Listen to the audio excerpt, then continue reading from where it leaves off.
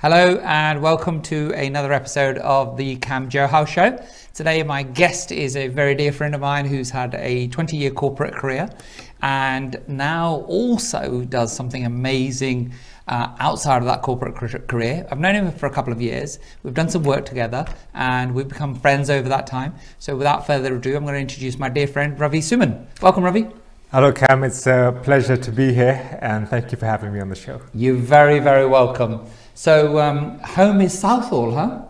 Home is Salvo, and I've been in Southall my whole life, born and raised here, and it's a world in its own right. Everyone knows Southall. It doesn't matter who you speak to in the world, yes, whether they're of Indian heritage or not, they know Southall. Yes, and now the name of Southall is written in Punjabi at the new tube station, isn't it?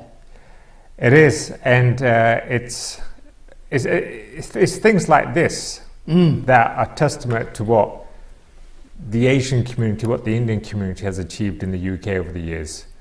In the 70s, everybody knows how challenging it was. Definitely.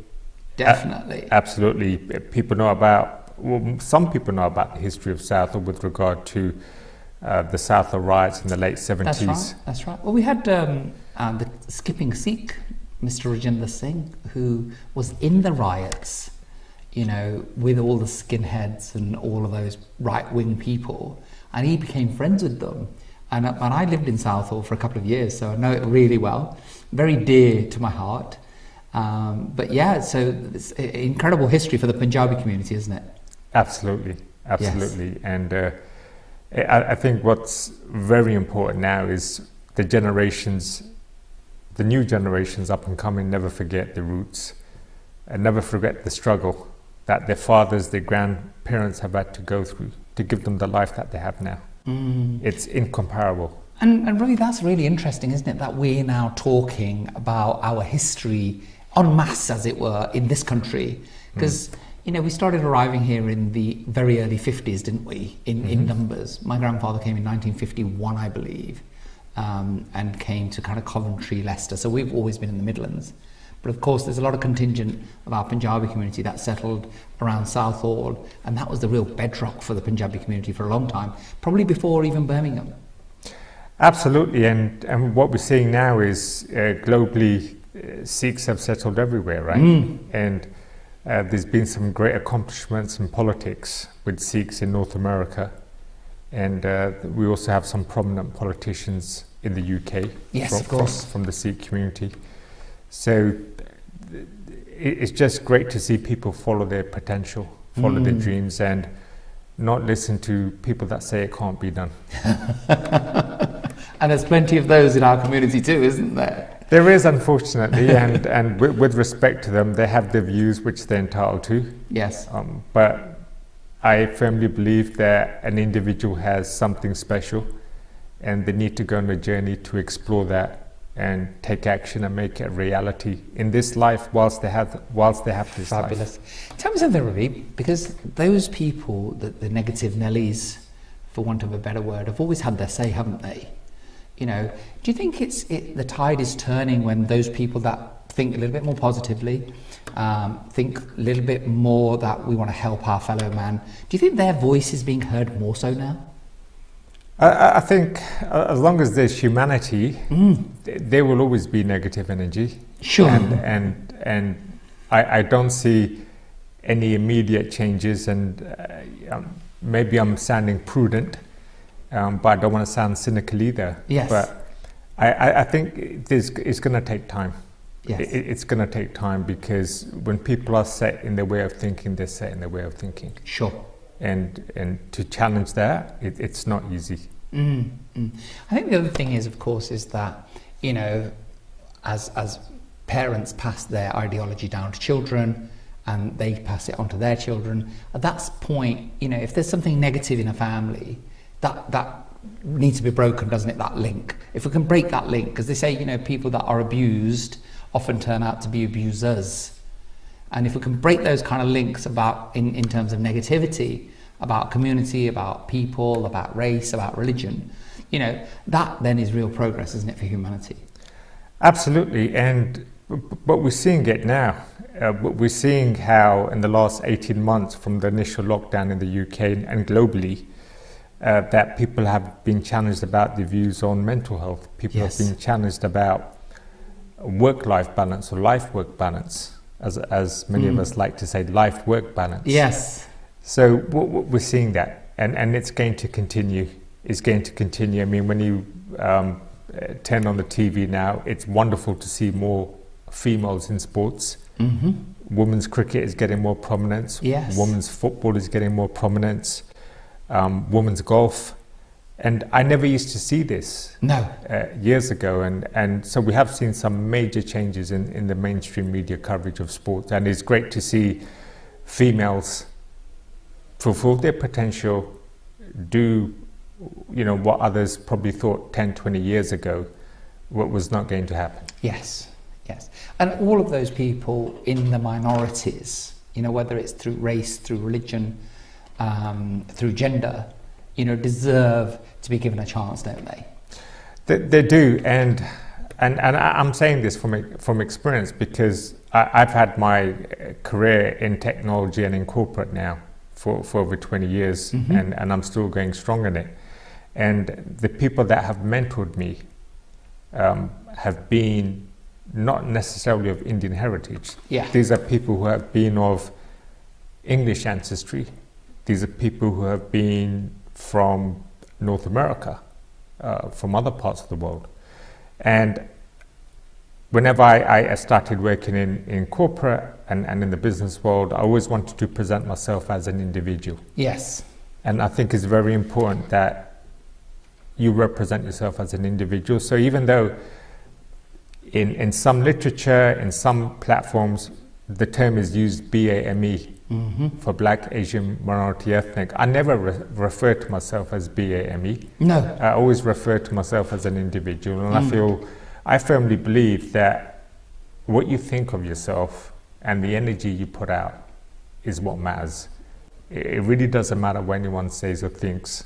And I don't mean that in an arrogant or confrontational way. Yes.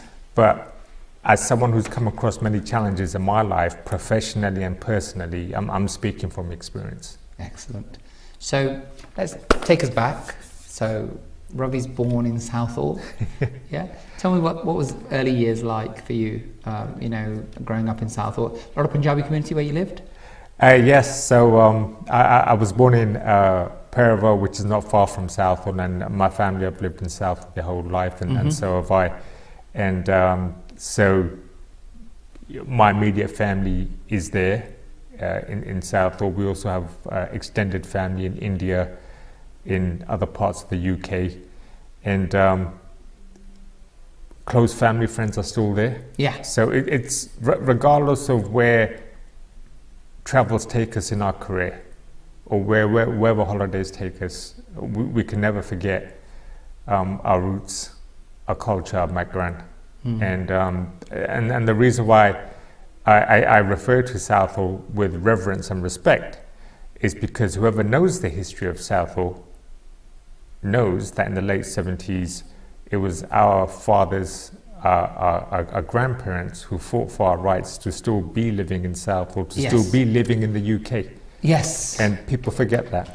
Yeah, because for a long time we have this culture that we're gonna be thrown out of this country. They're gonna send us back, and we used to talk about that quite openly as a community, didn't we? Youngsters today watching, you would not believe the things that we were fearful of. I remember as children, because we had riots in Leicester, we had riots in Birmingham. They were quite widespread that summer of race riots that we had by the right wing. And I remember in Leicester on our Golden Mile, shops being boarded up in expectation of all the damage that was going to be caused. And I suppose it was the same for on the Broadway in Southall. It was. And if I look at where we've come to as a world and as one human race, I can say hand on heart, we've made lots of improvements. There's been a lot of progression. Yes, there's still going to be different views. There's Of course. There's diverging views all the time. Whether that's on religion, race, or whether it's simple Keynesian economics versus supply side economics. there's always divergent views. Yeah, absolutely. So, what was life like in Southall? It was very interesting because whenever I've met people, and I've met people from all different nationalities and backgrounds, having worked in technology and corporate and business consulting. It's just wonderful to see just people coming together and exploring each other's culture. It's wonderful to see that, and I have to say that you just learn so much from other people, from other backgrounds, and that's why one of the things about being able to travel and explore within government guidelines, of course, is just learning about other ways of life. Yeah. Did you realise at the time what a melting pot Southall actually was and still is for different communities? Did you feel that when you were going to school? Did you see new kids coming along, different backgrounds? Well, but by the time I was in school, it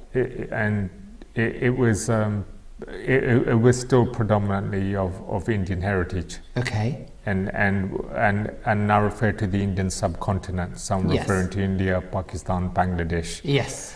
So it was mainly of that heritage, and but when I look at Southall now, there's you see people from different backgrounds and parts of the world, which is good. I mean, everyone's welcome to be where they need to be to build the life that they want to live. Yeah, because it's not, this was my feeling, especially when I saw the news about the station having its name Southall written in Punjabi.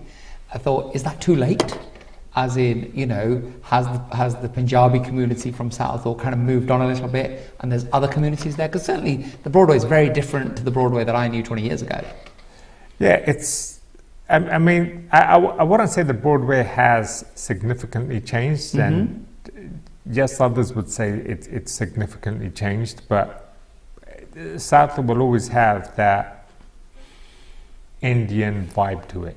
Yes. Always. Yeah. It really doesn't matter which parade of shops has which part of retail outlets. Yeah. Whether that retail outlet is selling Indian clothes or Indian food or whether it's selling mobile accessories. Regardless of what different retail outlets are there on Southall Broadway, it will always have that Indian vibe. That will never go. Yeah, and that is the thing, isn't it? More so even than Soho Road in Birmingham. I've always felt South, maybe because I lived there for a few years, that has this real Indian vibe, doesn't it? That you're back home in the subcontinent. Especially some of the shops there, they're magnificent, aren't they? Yeah, they are, and the food is very tempting as well. Yes. So, definitely, the food is very tempting, and I have to say that there's some lovely Matai shops in Birmingham, and lovely. And I know if I have one bite, it'll just lead to another. So I'd rather not have one bite. Yeah. Yes. We'll talk about that probably in another episode. So, is your family educated, and you went to university and did all of that? Was that expected of you? What did your parents do? Yeah, so my mom and dad, God bless them, worked very hard to give me the life that I have. Sure. And they will always be my God or my goddess, always. And everything that's happened to me, which is positive in my life, is all down to their blessing and guidance, as well as my faith in Almighty God and Vaheguru. So my dad worked very hard, like many did in the 60s and 70s, working in factories, doing manual jobs. And my mother also worked in factories.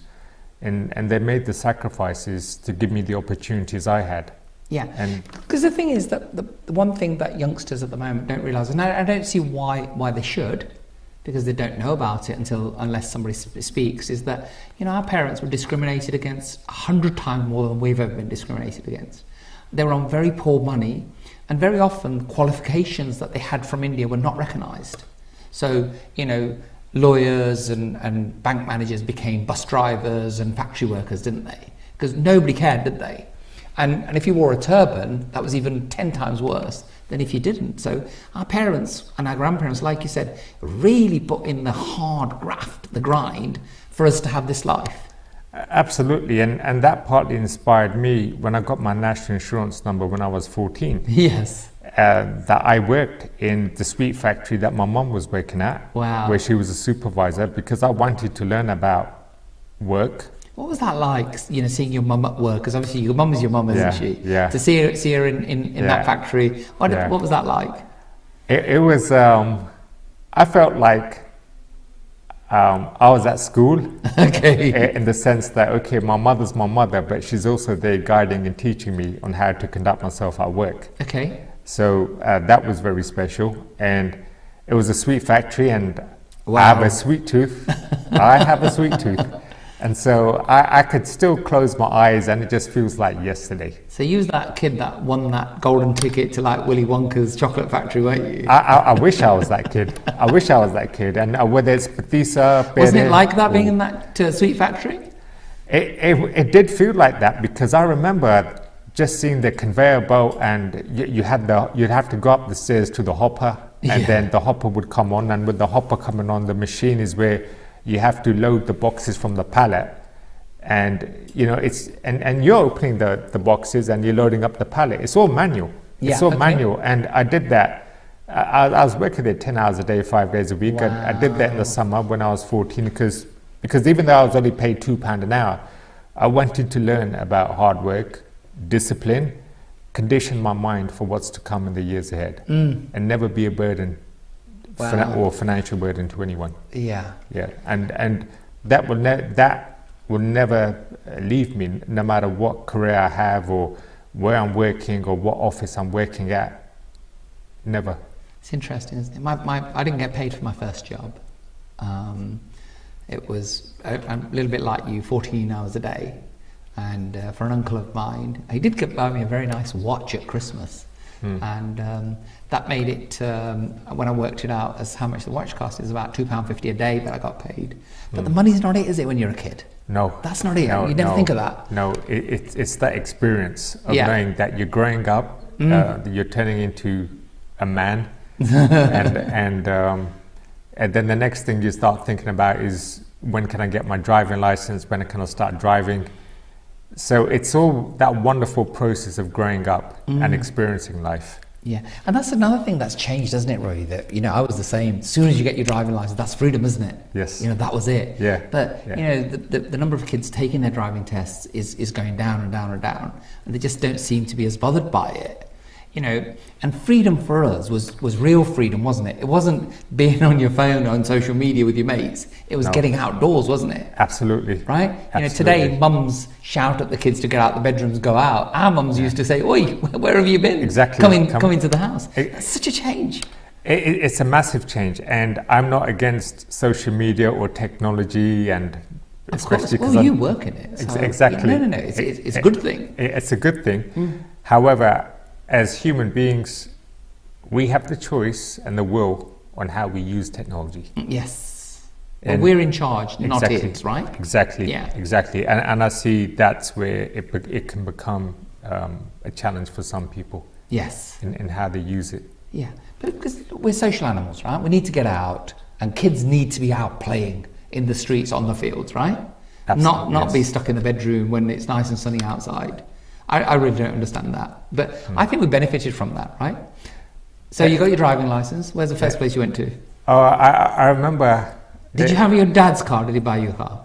No, I got insured on my dad's car, but I was just hesitant about driving it because I was new, and I was like, I don't want to do anything to my dad's car. And I remember my dad helping me out, giving me driving lessons, and there were times when I'd get so frustrated when I'd make mistakes and stall the car. Right. I'd say, "Dad, can you just drive us back home?" Because I'd get embarrassed. Yeah. And it was. I remember it was going to the local shop so that I could get my protein supplement, and go down the Uxbridge Road and go to window wound down, one arm out. No, nothing like that. But yes, there was Bhangra music and R&B music, because I was in university at that time. The 90s had the best music.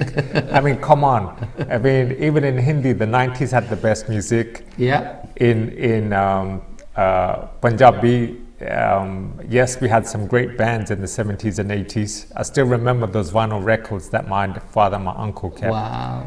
And but yeah, it was just, you know, even that route, taking my car to university. Yeah. I went to Brunel University down the Uxbridge Road in Uxbridge, and just that felt great, because I wasn't taking the 607 bus or the 207 bus, right? I'm in my car now. Yeah. Wow. And any accidents?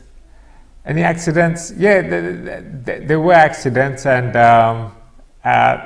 nothing intentional. It's just you can say misjudgments from other drivers on the road. It's always their fault, isn't it? Yeah, you know, I'm probably sounding like a politician by using the term misjudgment.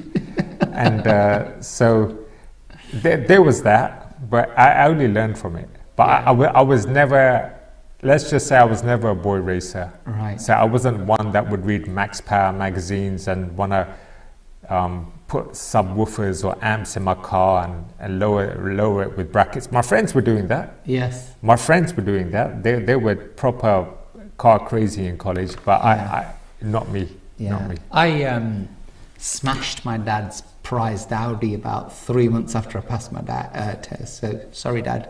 Right, you didn't speak to me for about a week. Wow. So, but you just don't know, do you? You know, it's a huge car all of a sudden, and you know, there was a bus on one side, there's traffic on the other side. It just didn't look ahead because you know it's too big. You just don't have the skills, do you? Yeah. So it was like, you know, hell for me for a few weeks at home, and it just refused to speak to me for God knows how long. So, but it happens. It's all part of growing up, though, isn't it? It is. Yeah. It is. And so that was interesting. So. What did you do at university? Oh, I studied management studies, and it was a BSc honours at Brunel. It was a 3-year degree, and when I look back at the time I did my degree, I should have taken a year in industry and done a thick or thin sandwich course, because it would have helped me get to where I wanted to in my career earlier. But that's all history now. Yeah. And but I just wanted to be 21 and have a degree. And, you know, I graduated when I was 21. Yeah. And I never did A-levels. I did a GNVQ Advanced in Business. Okay. So I took a non-academic route, so to speak. But I managed to get onto my degree. Yeah. Because of, you know, partly the goodwill of the university. Dr. Audley Jenners, thank you for approving my UCAS application. And also, I got a distinction when I did my GNVQ Advanced in Business. So you can say I did what I had to do, because I was competing against A-level students to get that place. Sure. Did you have much guidance from your parents and siblings, or was it something that you felt that you were alone doing, going to university? Because there's a lot of support now, because everybody goes to university. Yeah, that wasn't the case in those days. Yeah, I definitely had guidance and support from my mom and dad, and being you know, someone who has 3 sisters, 2 older, 1 younger, and I wanted to ensure that others younger in my family could also go to university and be the best that they can be. So I was super motivated and focused to make sure that I go to university, and that I do well in afterwards as well. So the guidance was there, but the thing is, you can have the best mentors in business, the best martial arts instructors teaching you, and you can have the best yoga practitioners or spiritual masters, but it's really down to the individual to apply what they learn. Yes. And what I'm seeing and feeling is, I find it's more difficult now for people to accept constructive feedback, to work on themselves. And I've always felt I'm a student of life. I never want to feel like I know it all. Yeah. Because there's still a lot of ignorance that I have. Yes. And I've embraced that, which is why I'm taking action, which is why I'm learning what I need to learn. Yeah. Well, we're lifelong students, aren't we? Absolutely. But the thing is, Robbie, you touched on something. So when a child is never told no by a parent, ever, when a child goes to school and, is given a prize for taking part in something, not winning it, right? So when they've never faced any disappointment and know what it's like to lose at something, you can't then go into adulthood and accept criticism because they've never been criticised, have they? That's true, and I can talk about this for hours and hours, and I'm sure there'll be opportunities for me to return to the studios and expand on this. But I'm seeing this in business, in corporate, and in what I do in well-being, that you don't always see people take feedback in a constructive way. That's right. And that is a big shame. But if they haven't had it, you see, taking feedback in a constructive way, that's a skill, isn't it? To take it in and not be offended by it and not immediately shut down. So but like I said, if you've never had that, your parents have never done it to you because they've always said yes to everything. The schools have never done it to you because even coming last, it's the taking part that matters, right? So if you get a prize for coming last, why do you want to come first? Where's the motivation? Yeah, so the motivation is when you get knocked back in life, then you'll know. That's what I'm saying. Yeah. So, when I had that accident in my dad's car, you think, whoa, I'm not going to do that again, right? Because Dad didn't say, oh no, it's all right, don't worry about it, these things happen. I'm lucky I didn't get a smack. But I knew the chastisement was that my dad just refused to speak to me for ages. So you've done something wrong. But if it was like, oh, don't worry about it, how do you then know that something's happened that you shouldn't be doing? That's what I'm saying. So in adult life, you get into your professional working life and nobody's ever said no. The school's giving you prizes for coming last. Then your manager says, oi, you didn't do that very well. You think, what the hell's going on here? Because never heard that, have they? It's true, which is why it's very important in a child's upbringing, regardless of the income level in that family and upbringing, that there's discipline. That's right. And egos are handled and managed, because ego can destroy. Yes. And I think something else you just touched on there is that regardless of income levels, so just because you're rich doesn't mean you can behave badly, right? Absolutely not. Yeah, in fact, you have more of a responsibility to behave well and set an example. It's true, because you know yourself as a property entrepreneur how you build a business from nothing, where there's no guaranteed income. No guaranteed income, and it's been said many times by many people, the moment you live outside your comfort zone, you're living life. That's right. That's where all the growth is, right?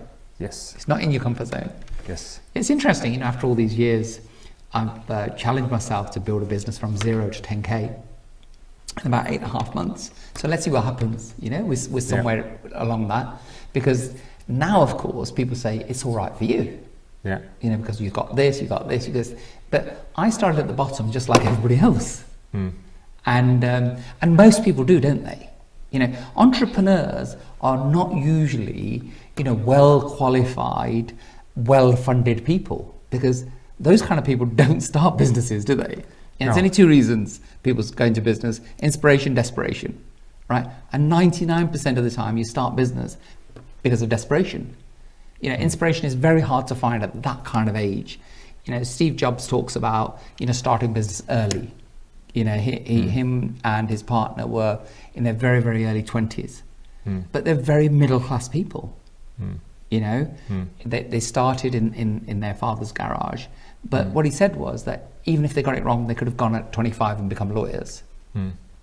Right? But the truth is, most entrepreneurs don't have that opportunity. They don't do very well academically usually. Right? They usually leave school very, very early. They usually actually don't have a lot of guidance around them either in what entrepreneurship is. So they go to the school of hard knocks, don't they?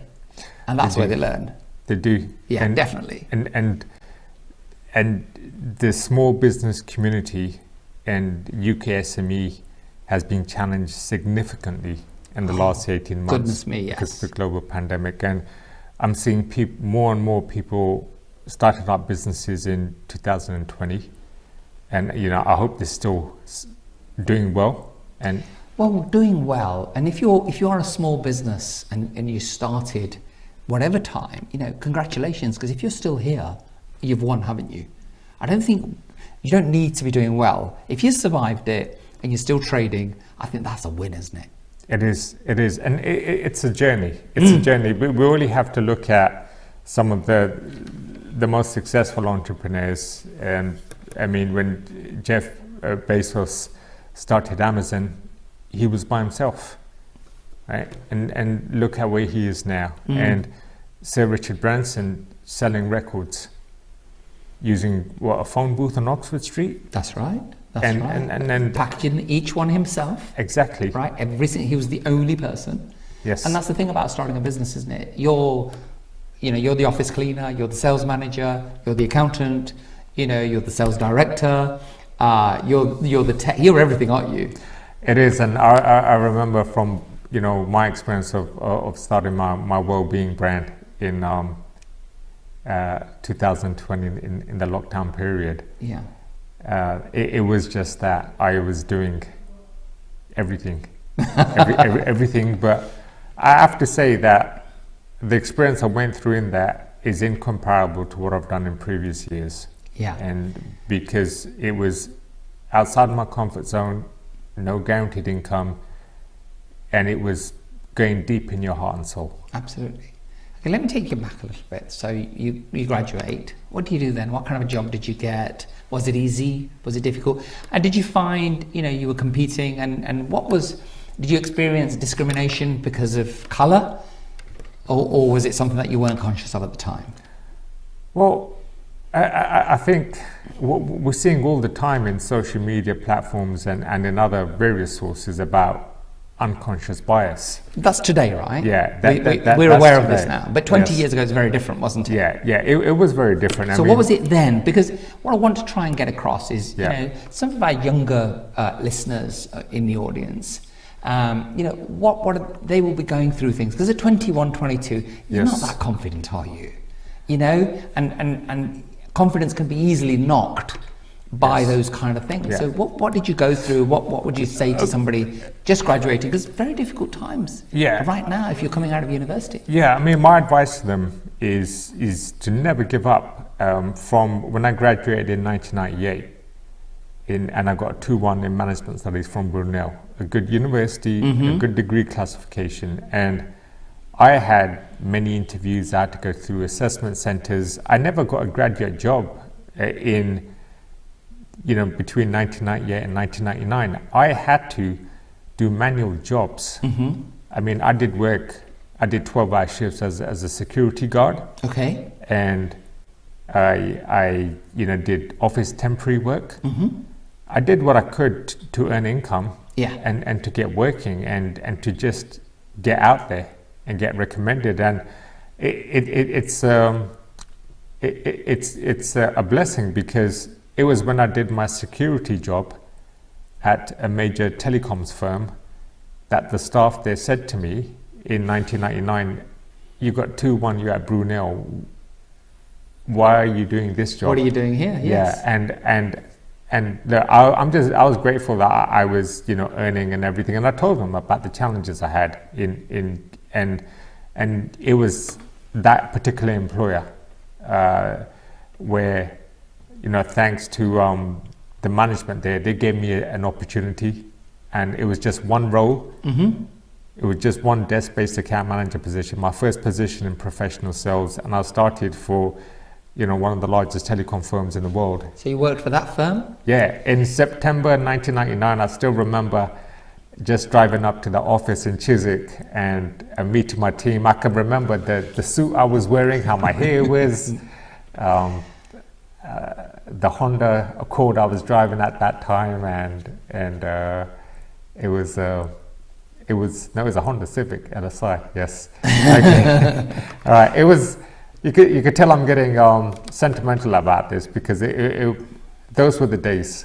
Yeah. You know, when I mean those were the days, those were the days where I saw more human interaction. When I would go to restaurants and I'd see couples speaking to one another, not looking at their phones. Well, they didn't have phones, did they? No, we had the lovely GSM handsets. Yeah, absolutely. Yes. So, you know, they weren't the phones that we have today. Yes. But it's, you know, that's a terrible thing, isn't it? So that's not progress at all, is it? That I've been to restaurants, and I've been guilty of it myself. But, you know, 4 people sitting there at a meal as a family, and they're all 4 of them are on their phones, yes, just staring at those. Yes. You know, that's not progress at all. No, it's not. And I feel we're missing the human interaction. And I'm not saying this because of the global lockdowns that we've had to have for the right reasons. But even before COVID and the pandemic, it's just an observation that I've made and others have made as well. Yeah, absolutely. So did you end up working at the same security firm that you were the security guard?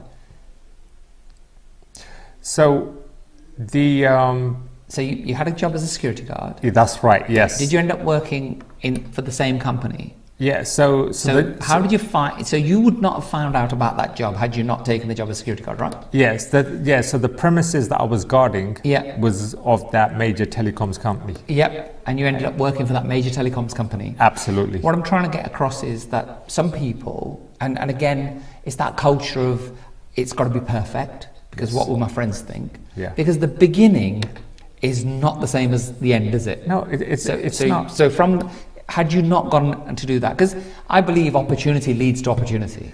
Absolutely, and look, you've heard it all the time. As someone, who has worked in media and is working in media, I can advise everybody that you make your luck. Yes. You know, and even when I look at great entrepreneurs, and I've been to their speeches, they say, luck is when determination meets opportunity. A dear friend of mine, Stuart Clark, and I, amongst other dear friends, were IFAs, independent financial advisors. And Stuart's favourite phrase used to be, the harder I work, the luckier I get. Right? So, you know, and we have all these phrases for reasons, don't we? Yes. And so, like you said, you know, you make your own luck, but opportunity does come to those that are open rather than closed, right? So you could have sat at home waiting for the perfect job, couldn't you? Yeah, absolutely. And a great example is the way how you and I have got to know each other professionally and personally. You know, had I not explored what I want to do as an entrepreneur, yes, our paths may not have crossed. Absolutely. So you may not be sat here. Absolutely. Yeah, forever grateful. But look, you know what? At the end of the day, you know, you do make your own luck, and the thing is that, you know, you've been very successful in your corporate career, right? So tell me what it is in the corporate side of your business, because I want to talk about the other side of your business in another show.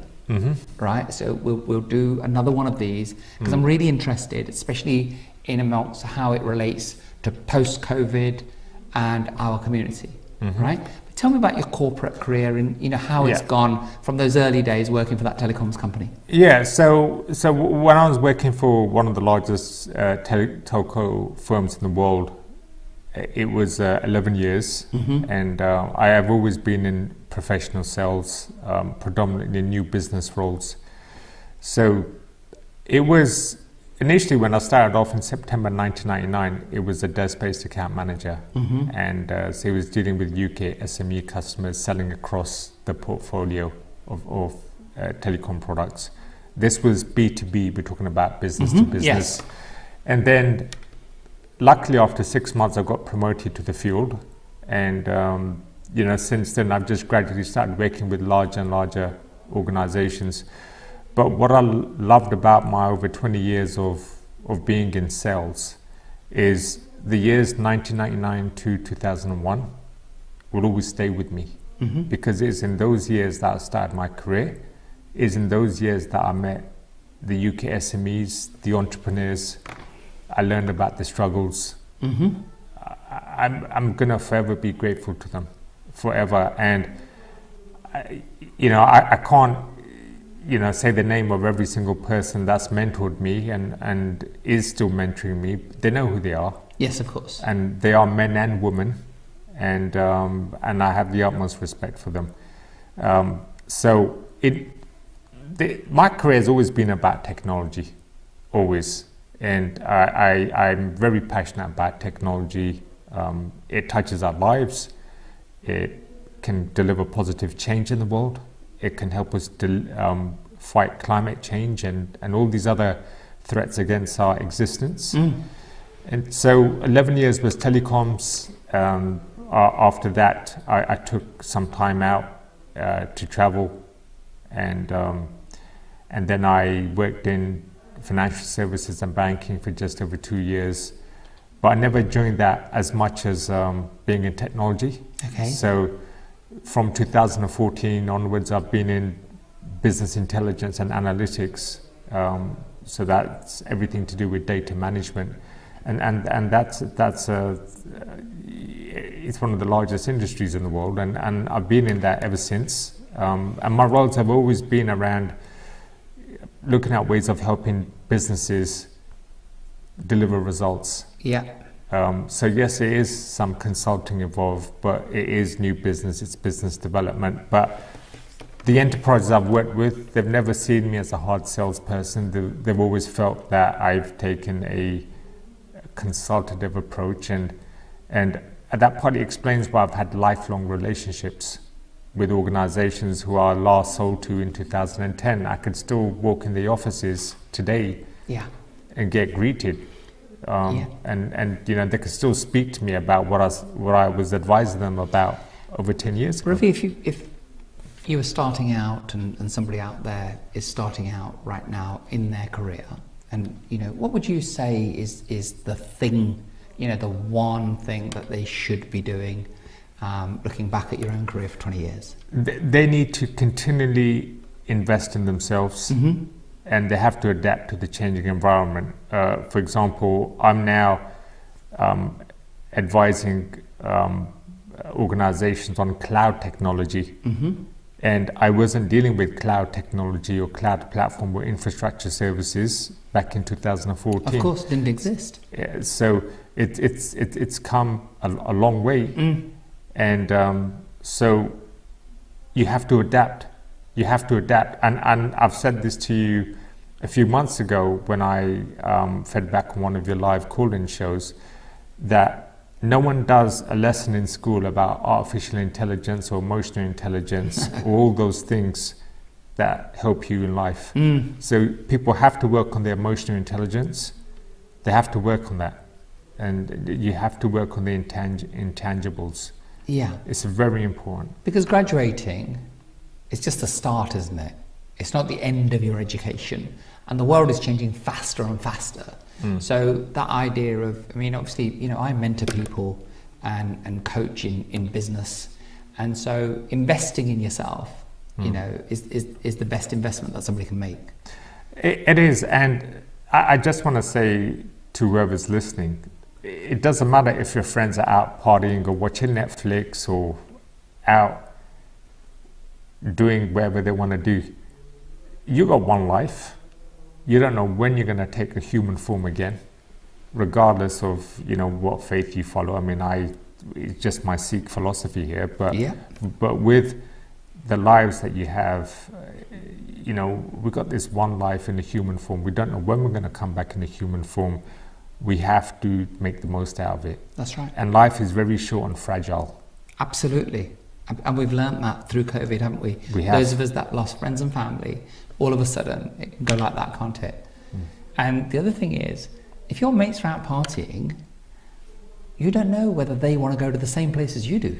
Absolutely. So, I'm glad you mentioned that, because I had this conversation with our dear friend Pete Bell, and I was saying to Pete, I said, Pete, I've had people that have known me for years ask me, don't I rest? Don't I take time out? Don't I chill out? And my response to that is, I know they mean it out of compassion, but my goals are different. How I want to live my life is different. That's right. what I want to do, the next year, the next decade is different. Yeah. Somebody that wants to be a millionaire has a completely different destination to somebody that wants to be a billionaire, right? Correct. Yeah. So, and those that want to party, that might be the goal of their life. So if it's your goal, go and party with them, right?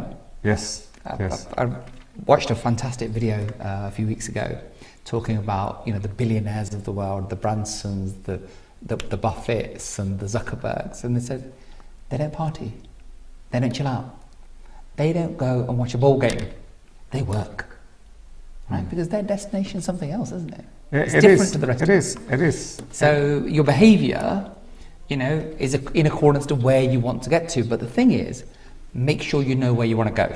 It's very important. You have to have a vision, visualize it, and set goals and take action. Yes. And that's very important. That's right. And that's why you see all the time people question what's their purpose. And I think many people have questioned their purpose in life, professionally and personally, during the pandemic. Yes. Well, it's been a great time for reflection, hasn't it? Because we got to spend a lot of time indoors and on our own, didn't we? Yes. So it's, and I think, but that's the other thing. And you talked about adapting. So you had to adapt to that environment, and it was an opportunity, wasn't it, to reflect and spend a bit more time by yourself, because there's no partying going on other than in your own house, right? Absolutely, yes. Having a drink with someone on a video call. Not quite the same, huh? No. House parties happened, didn't they? Yeah, virtual. The thing is that, and again, those that adapted did the best and came out of it relatively unscathed. And those that didn't, unfortunately, paid the price. And we had some very, positive things. And I believe that what happened during the pandemic was, it was like a magnifying glass onto our personalities and the way we were. Those people that wanted to help others helped more people. Those people that had destructive habits, had more destructive habits, and it just magnified everything. Last week we had Daksha Fasani and her partner here. They prepared and sent out 430,000 meals for free during the pandemic. And she said it just started with her niece asking for some food that worked at a hospital. So, but I know Daksha personally, and I know what a giving individual she is in her own right before the pandemic turned up. So it's just natural for her to go and do that. She didn't have to think about it. She didn't think, I want to help people and I want to do nearly 500,000 meals. Yeah. Because how do you do that? Yeah, and that's a great karma and achievement from her and whoever's been involved in that. And it's a great inspiration from her and her family. But it's one of those things where you have to listen to your gut feeling and your intuition, because you can use the logical side of your brain to rationalize, to be analytical, and I do a lot of thinking, but you have to also use the other side of your brain, where you tap into your emotions. And you look at the science. You have to go deep into your subconscious mind and soul. How do you do that? With silence. And I feel that whenever I need to make an important decision in my life, it's when there's solitude. That's beautiful. Solitude. And in Sanskrit or in Hindi, they call it akanta or ekant, right? Ekant. Okay. Yes, and I think because I've learned about Sikhism and Hinduism since I was 13, I've learned about both of those religions since that time, and it's had a lifelong impact on me and how I think. And I'm not here to ask someone to follow a faith or religion. I'm not saying that, but the point I'm making is I learned when I was 13, 14 from reading the Nitnem and some of our Gurbani that life is a journey to death. And I'm sorry if I sound very morbid. Yes, but it's the truth, isn't it? Yes. The destination yes. for all of us is death. Yes. right? So Yes. it's just how long it is Yes. and what we do in between now and then. Yeah, and this is the paradox. The paradox is that when you're born in this world, you come with nothing, and when you leave this world, you go with nothing. Deep thoughts, Ravi. That's all we have time for. So thank you so much for watching this episode. We will have Ravi back because I want to discuss another part of his life with you, our audience. Fascinating insight into a man that's led a fantastic corporate life, but he's a very deep thinker. You know, he touched on religion, Hinduism, Sikhism, any religion. You know, no religion is bad. No religion says go and harm another human being. It's only our interpretation of it. So we respect everybody's religions and their beliefs and the right to have those beliefs. And that's what really should be happening around the world. So end of another show, and we will see you very, very shortly. Thank you very much for watching this episode of the Kam Johal Show tonight, and I shall see you very, very soon. Thank you.